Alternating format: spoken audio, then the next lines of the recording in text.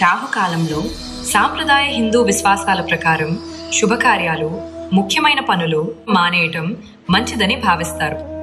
రాహుకాలం రాహువు ప్రభావం బలంగా ఉండే సమయం కాబట్టి ఈ సమయంలో చేసే పనులు అడ్డంకులు ఎదుర్కొనే అవకాశం ఉందని పెద్దలు చెబుతారు. రాహుకాలంలో సాధారణంగా చేయకూడని వాయిదా వేయాల్సిన పనులు: కొత్త పనులు ప్రారంభించడం, కొత్త వ్యాపారం, ఒప్పందాలు, జాబ్ జాయిన్ అవ్వడం మొదలైనవి.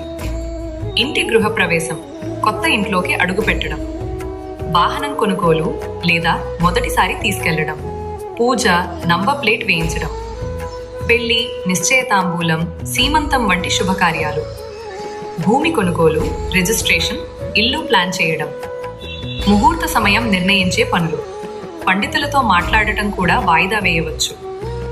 దూర ప్రయాణాలు ప్రారంభించడం, ముఖ్యంగా కొత్త ప్రదేశాలకు, కోర్టు కేసులు, లీగల్ డాక్యుమెంట్లు, సంతకాలు, బంగారం, వజ్రాలు వంటి విలువైన వస్తువులు కొనడం, పెద్ద మొత్తంలో డబ్బు ఇన్వెస్ట్ చేయడం, షేర్లు, మ్యూచువల్ ఫండ్స్ మొదలైనవి, ఆపరేషన్లు, సర్జరీలు అత్యవసరమైతే తప్ప.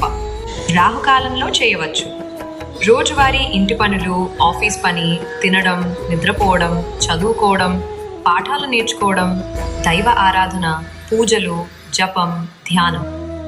రాహుకాలంలో రాహువుకు సంబంధించిన జపాలు మరింత ఫలితమిస్తాయని కొందరు చెబుతారు.